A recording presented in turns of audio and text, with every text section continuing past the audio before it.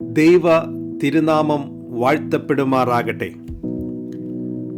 നാം സ്വീകരിച്ചു പറയുന്ന അപ്പസ്തോലനും മഹാപുരോഹിതനുമായ യേശുക്രിസ്തുവിൻ്റെ നിസ്തുല നാമത്തിൽ എഡിഫൈങ് തോട്ട്സിൻ്റെ എല്ലാ മാന്യ ശ്രോതാക്കൾക്കും എൻ്റെ സ്നേഹവന്ദനം. പിതാവായ ദൈവത്തിങ്കൽ നിന്നും കർത്താവായ യേശുക്രിസ്തുവിങ്കൽ നിന്നും നിങ്ങൾക്ക് കൃപയും സമാധാനവും ഉണ്ടാകുമാറാകട്ടെ. ഉൽപ്പത്തിയിലെ ഉറവകൾ, ദ സ്പ്രിങ്സ് ഓഫ് ജനസിസ്, ഉൽപ്പത്തി പുസ്തകത്തിലെ ഈ പഠന പരമ്പരയുടെ 17ാമത്തെ ഭാഗത്തിലേക്ക് ഏവർക്കും സ്വാഗതം. ഉൽപ്പത്തി പുസ്തകം 6 മുതൽ തുടർമാനമായി നാം പഠിക്കുമ്പോൾ ദൈവദാസനായ നോഹയെയും ദൈവം നോഹയെ ആ കാലഘട്ടത്തിൽ ഒരു പെട്ടകം ഉണ്ടാക്കുവാനായിട്ട് എങ്ങനെ വിളിച്ചു വേർതിരിച്ച് ഉപയോഗിച്ചു എന്നതിനെയും നമുക്ക് കാണുവാനായിട്ട് കഴിയുന്നു. വലിയ ചരിത്രമായ ഈ നോഹയുടെ ചരിത്രം ഉൽപ്പത്തി പുസ്തകം 6 മുതൽ 9 വരെയുള്ള അധ്യായങ്ങളിൽ നമുക്ക് കാണുവാനായിട്ട് കഴിയുന്നു. ഇന്ന് നമ്മുടെ ചിന്താവിഷയം നോഹ നിർമ്മിച്ചതായിരിക്കുന്ന ഈ പെട്ടകവും അതിനുശേഷം കുറച്ച് കാലങ്ങൾക്ക് ശേഷം ഉൽപ്പത്തി പുസ്തകം 10ഉം 11ഉം അധ്യായങ്ങളിലേക്ക് കടന്നു വരുമ്പോൾ നിമ്രോദിന്റെ നേതൃത്വത്തിൽ മനുഷ്യർ നിർമ്മിച്ചതായിരിക്കുന്ന ബാബേൽ ഗോപുരത്തോടുള്ള ബന്ധത്തിൽ ഒരു താരതമ്യ പഠനം നടത്തി ചില ആത്മീക സത്യങ്ങൾ ഒരുമിച്ച് ചിന്തിക്കുവാനായിട്ട് കർത്താവിൽ ശരണപ്പെടുകയാണ്.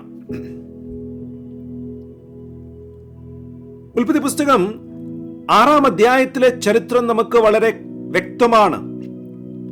ദൈവം നോഹയോട് താൻ ഒരു വലിയ ന്യായവിധി ഭൂമിയുടെ മുകളിൽ വരുത്തുവാനായിട്ട് പോകുന്നു എന്നും ഒരു പെട്ടകം ഉണ്ടാക്കി എല്ലാവരെയും ആ പെട്ടകത്തിലേക്ക് കയറ്റണമെന്നും ദൈവം കൽപ്പിക്കുവാനായിട്ട് ഇടയായി തീർന്നു.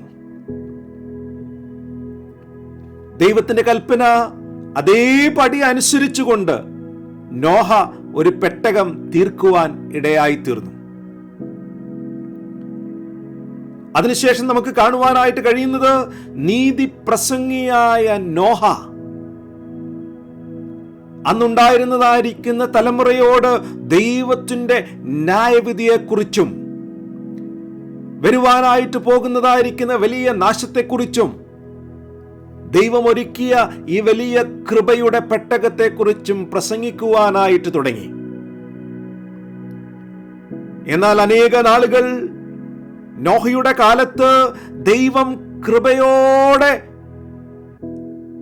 അവർക്ക് വേണ്ടി വെയിറ്റ് ചെയ്തിരുന്നിട്ടും ആരും ഈ പെട്ടകത്തിലേക്ക് കടന്നു വരുവാൻ ഇടയായി തീർന്നില്ല. കേവലം നോഹയും നോഹയുടെ ഭാര്യയും 3 മക്കളും അവരുടെ ഭാര്യമാരും മാത്രമാണ്, 8 പേർ മാത്രമാണ് ഈ പെട്ടകത്തിൽ കടക്കുവാനായിട്ടിടയായി തീർന്നത്. ജലപ്രളയം വന്നു. അന്നുണ്ടായിരുന്ന തലമുറ മുഴുവൻ ഈ വലിയ ദൈവത്തിന്റെ കോപത്തിൽ നശിച്ചു പോകുവാനായിട്ടിടയായി തീർന്നു.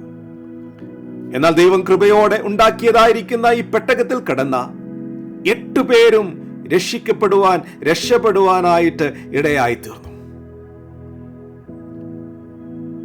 കാലങ്ങൾ കടന്നുപോയി. നോഹയുടെ പുത്രന്മാർക്ക് സന്തതികൾ ജനിച്ചു.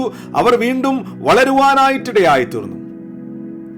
അങ്ങനെ മനുഷ്യൻ വീണ്ടും ഭൂമിയിൽ പെരുകി തുടങ്ങിയപ്പോൾ അവർക്ക് വലിയൊരു ഐഡിയ വരുവാനായിട്ടിടയായി തീർന്നു. നമുക്ക് ആകാശം മുട്ടെ നിൽക്കുന്ന ഒരു ഗോപുരം പണിയണം. ഉൽപ്പത്തി പുസ്തകം 10ാം അധ്യായം. അങ്ങനെ നിമ്രോദിന്റെ നേതൃത്വത്തിൽ ബാബേൽ ഗോപുരം പണിത് ഉയർത്തുവാനായിട്ടിടയായി തീർന്നു. നമുക്ക് പെട്ടെന്ന് അത് രണ്ടും തമ്മിലുള്ളതായിരിക്കുന്ന ചില കമ്പാരിസൺ ചിന്തിക്കുവാനായിട്ട് ഇടയായി തീരട്ടെ. ഒരു വശത്ത് ദൈവം കൃപയോടെ നൽകിയ പെട്ടകം. മറുവശത്ത് മനുഷ്യർ ദൈവത്തിന് വിരോധമായി പണിത ബാബേൽ ഗോപുരം. ആദ്യത്തെ താരതമ്യം നമുക്ക് കാണുവാനായിട്ട് കഴിയുന്നത് പെട്ടകം ദൈവം കൽപ്പിച്ച് നോഹ നിർമ്മിച്ചതാണ്. ദൈവകൽപ്പന പ്രകാരം നിർമ്മിക്കപ്പെട്ടതാണ് പെട്ടകം. എന്നാൽ ബാബേൽ ഗോപുരം മനുഷ്യൻ കൽപ്പിച്ച്, നിമ്രോദ് കൽപ്പിച്ച് ജനങ്ങൾ എല്ലാം ചേർന്ന് നിർമ്മിച്ചതാണ് എന്ന് നമുക്ക് കാണുവാനായിട്ട് കഴിയും. രണ്ടാമത്തെ കാര്യം, പെട്ടകം പണിതത് വലിയ ന്യായവിധിയുടെ കാലഘട്ടത്തിലാണ്. ന്യായവിധി വരുവാനായിട്ട് പോകുന്ന സമയത്താണ് ഈ പെട്ടകം ഉണ്ടാക്കുവാനായിട്ടിടയായിത്തീർന്നത്. എന്നാൽ ബാബേൽ ഗോപുരം പണിയപ്പെട്ടത് സംതൃപ്തിയുടെ, സുരക്ഷയുടെ കാലത്താണ്, മനുഷ്യന് ശക്തി ഉണ്ടായിരുന്ന കാലത്താണ്. വീണ്ടും കടന്നു വരിക, പെട്ടകത്തിലേക്ക് നോക്കുമ്പോൾ ദൈവം പറഞ്ഞു, എല്ലാവരും ഫ്രീ ആയിട്ട് ഈ പെട്ടകത്തിലേക്ക് കയറാം.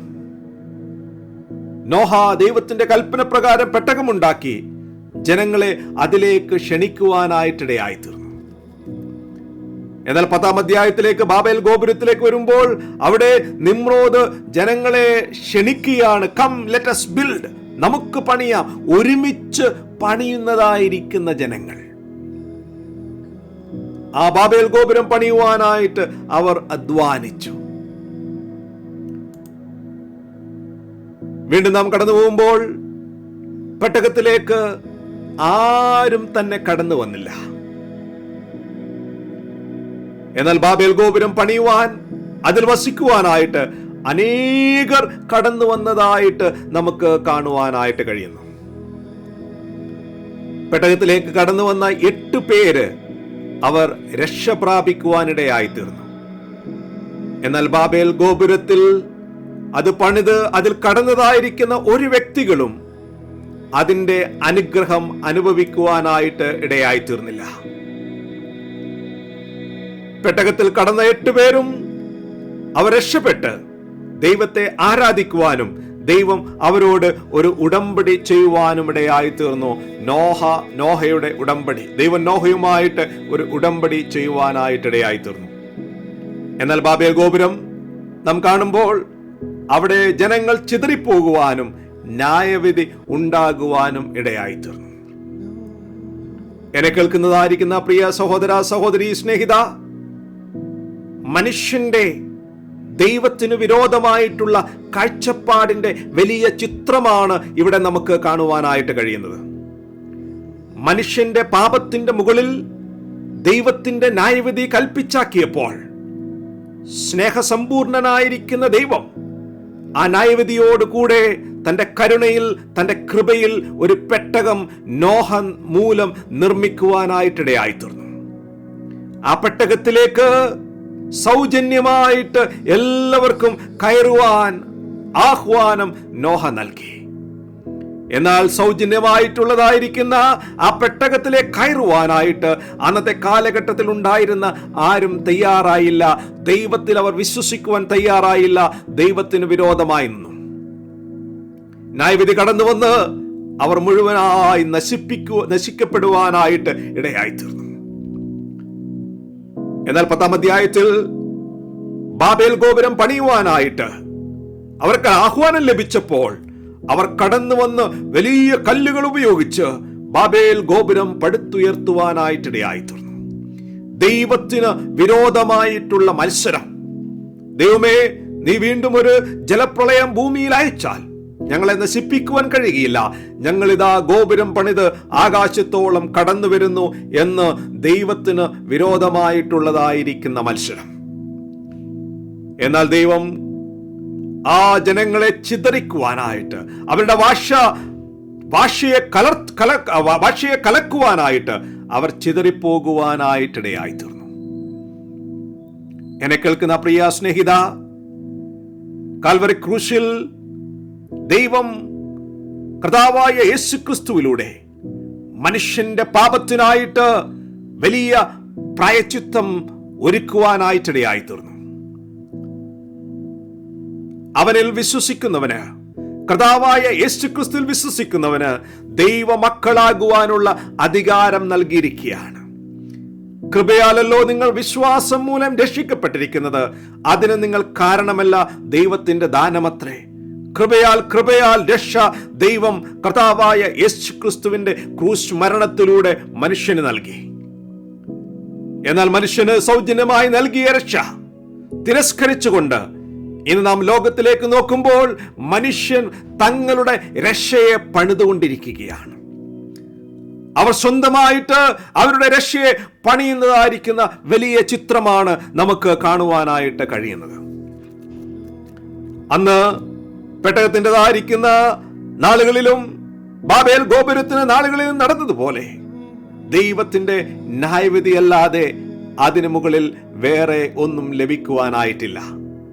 എന്നാൽ കർത്താവായ യേശുക്രിസ്തുവിൽ വിശ്വസിച്ച് രക്ഷ പ്രാപിച്ചതായിരിക്കുന്ന മക്കൾക്ക് വലിയവനായ ദൈവം വലിയ അനുഗ്രഹം നൽകിയിരിക്കുന്നു, വലിയ നിത്യരക്ഷ നൽകിയിരിക്കുന്നു എന്നുള്ളതിന് യാതൊരു സംശയവുമില്ല.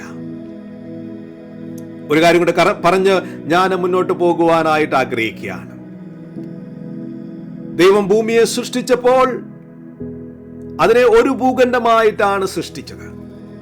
ഒരു സൈഡിൽ ജലവും ഒരു സൈഡിൽ ഒരു വശത്ത് കരയും.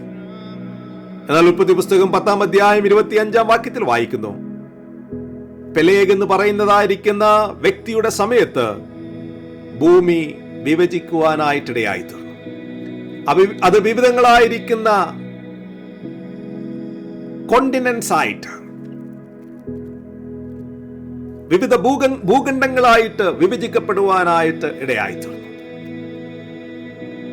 അതാണ് നമുക്ക് നോഹയുടെ ശേഷം ദൈവത്തിന് വിരോധമായി മത്സരിച്ച തലമുറയിൽ കാണുവാനായിട്ട് കഴിയുന്നത്.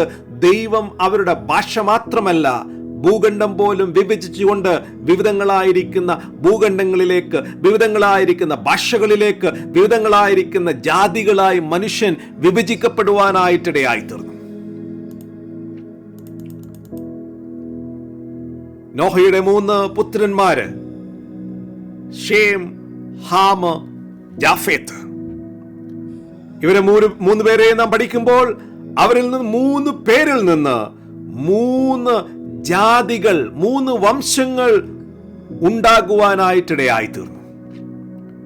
ജാഫേത്ത് നമുക്ക് കാണുവാനായിട്ട് കഴിയുന്നത് വൈറ്റ് അല്ലെങ്കിൽ വെള്ള വംശജരുടേതായിരിക്കുന്ന പിതാവായിട്ട് മാറുവാനിടയായി തീർന്നു. ഹാം എന്ന് പറയുന്നത് കറുത്ത വംശജരുടെ പിതാവായി മാറുവാനായിട്ടിടയായി തീർന്നു. ശേം എന്ന് പറയുന്നത് ഇരുനിറമുള്ളതായിരിക്കുന്ന ചുമന്ന വ്യക്തികളുടെ പിതാവായി മാറുവാനായിട്ടിടയായി തീർന്നു. അങ്ങനെ ശേമും ഹാമും യാഫേത്തും അവരിലൂടെ 3 വംശങ്ങൾ ഉണ്ടാകുവാനായിട്ടിടയായി തീർന്നു. യാഫേത്തിൽ യൂറോപ്യൻസും, ഹാമിൽ ആഫ്രിക്കൻസും, ഷേമിൽ യഹൂദന്മാരും മറ്റ് പാലസ്തീനിലുള്ളതായിരിക്കുന്ന ആളുകളും മെസൊപ്പൊട്ടോമിയൻസും ഉണ്ടാകുവാനായിട്ട് ഇടയായി തീർന്നു. ഞാൻ പറഞ്ഞതിന്റെ സാരം, നോഹയുടെ 3 പുത്രന്മാരുടെ കാലത്ത് അവരുടെ പാപത്തിൻ്റെതായ 3 പുത്രന്മാരുടെ തലമുറയിൽ, അവരുടെ ശേഷം അവരുടേതായിരിക്കും തലമുറയിൽ അവരുടെ പാപത്തിന്റെ, ദൈവത്തിന് വിരോധമായുള്ള മത്സരത്തിന്റെ ഭാഗമായിട്ട്, ഫലമായിട്ട് അവർ വിഭജിക്കപ്പെടുവാൻ, ചിതറപ്പെടുവാനായിട്ട്, ഭാഷ മാത്രമല്ല വിവിധ ഭൂഖണ്ഡങ്ങളിലായി, വിവിധ വംശങ്ങളിലായിട്ട്, വിവിധ കളറുകളുള്ളവരായിട്ട് മാറുവാനായിട്ടിടയായി തീർന്നു. എന്നാൽ പുതിയ നിയമത്തിലേക്ക് നാം കടന്നു വരുമ്പോൾ വലിയൊരു സത്യം നമുക്ക് കാണുവാനായിട്ട് കഴിയുന്നത്, ചിതറപ്പെട്ടതായിരിക്കുന്ന ഈ എല്ലാ വംശങ്ങളും കർത്താവായ യേശുക്രിസ്തുവിൽ ഒന്നാകുന്നതായിരിക്കുന്ന സ്നേഹത്തിന്റെ ഒരുമ നമുക്ക് കാണുവാനായിട്ട് കഴിയുന്നു. അപ്പോസ്തലപ്രവൃത്തി 8, 9, 10 അധ്യായങ്ങൾ നാം പഠിക്കുമ്പോൾ ഈ 3 വംശങ്ങളിൽ നിന്ന്, അല്ലെങ്കിൽ നോഹയുടെ 3 സന്താനങ്ങളിൽ നിന്നുണ്ടായിരുന്നതായിരിക്കുന്ന ഈ 3 വംശങ്ങളിൽ നിന്ന് 3 ജാതികളിൽ നിന്നുള്ളതായിരിക്കുന്ന വ്യക്തികൾ കർത്താവിങ്കലേക്ക് ക്രിസ്തു സഭയുടേതായിരിക്കുന്ന അംഗങ്ങളായിട്ട് ഏക ശരീരത്തിന്റെ അംഗങ്ങളായി മാറുന്ന ചിത്രം നമുക്ക് കാണുവാനായിട്ട് കഴിയും. അപ്പോസ്തല പ്രവൃത്തി 8-ാം അധ്യായത്തിൽ എത്യോപ്യയിൽ നിന്നുള്ളതായിരിക്കുന്ന ഷണ്ടൻ കർത്താവിൽ വിശ്വസിക്കുവാൻ സഭയുടെ അംഗമായി തീരുവാൻ ഇടയായി തീർന്നു. അത് ഹാമിന്റെ സന്തതിയാണ്, എത്യോപ്യയിൽ നിന്നുള്ളതായിരിക്കുന്ന ഷണ്ടൻ. 9-ാം അധ്യായത്തിൽ അപ്പോസ്തലനായിരിക്കുന്ന പൗലോസ് കർത്താവിൽ വിശ്വസിക്കുവാൻ ദൈവസഭയുടെ അംഗമായി തീരുവാൻ ഇടയായി തീർന്നു, ശേമിന്റെ സന്തതി. 10-ാം അധ്യായത്തിൽ കൊർന്നല്യസ് കർത്താവിൽ വിശ്വസിക്കുവാൻ സഭയുടെ അംഗമായി തീരുവാൻ ഇടയായി തീർന്നു, ജാഫേത്തിന്റെ സന്തതി. നോക്കുക, നോഹയുടേതായിരിക്കുന്ന തലമുറയിൽ വിഭജിക്കപ്പെട്ടു പോയതായിരിക്കുന്ന ആ മനുഷ്യരാശിയുടേതായിരിക്കുന്ന വലിയ ബന്ധം കർത്താവായ യേശുക്രിസ്തുവിലൂടെ ദൈവസഭയിൽ ഇന്ന് കൂട്ടിച്ചേർക്കപ്പെട്ടുകൊണ്ടിരിക്കുകയാണ്. അപ്പോസ്തലനായിരിക്കുന്ന പൗലോസ് ഗലാത്യർക്ക് ലേഖനം എഴുതിയപ്പോൾ അതിന്റെ 3-ാം അധ്യായത്തിൽ ഇങ്ങനെ എഴുതുവാനായിട്ട് ഇടയായി തീർന്നു. 27-ഉം 28-ഉം വാക്യങ്ങൾ: ക്രിസ്തുവിനോട് ചേരുവാൻ സ്നാനമേറ്റിരിക്കുന്ന നിങ്ങൾ എല്ലാവരും ക്രിസ്തുവിനെ ധരിച്ചിരിക്കുന്നു. അതിൽ യഹൂദനും യവനനും എന്നില്ല, ദാസനും സ്വതന്ത്രനും എന്നില്ല, ആണും പെണ്ണും എന്നുമില്ല, നിങ്ങൾ എല്ലാവരും ക്രിസ്തുയേശുവിൽ ഒന്നത്രേ. ഇതാണ് ദൈവത്തിന്റെ സ്നേഹം. ഇതാണ് കർത്താവായ യേശു ക്രിസ്തുവിലൂടെ വെളിപ്പെട്ട ദൈവസഭയിലെ വലിയ യൂണിറ്റി. ക്രിസ്തുയേശുവിൽ നമ്മളെല്ലാവരും ഒന്നാണ്. ഈ സ്നേഹത്തിലേക്ക്, ഈ കൃപയിലേക്ക് ദൈവം നിങ്ങളെ വിളിക്കുന്നു. ദൈവനാമം മഹത്വപ്പെടുമാറാകട്ടെ.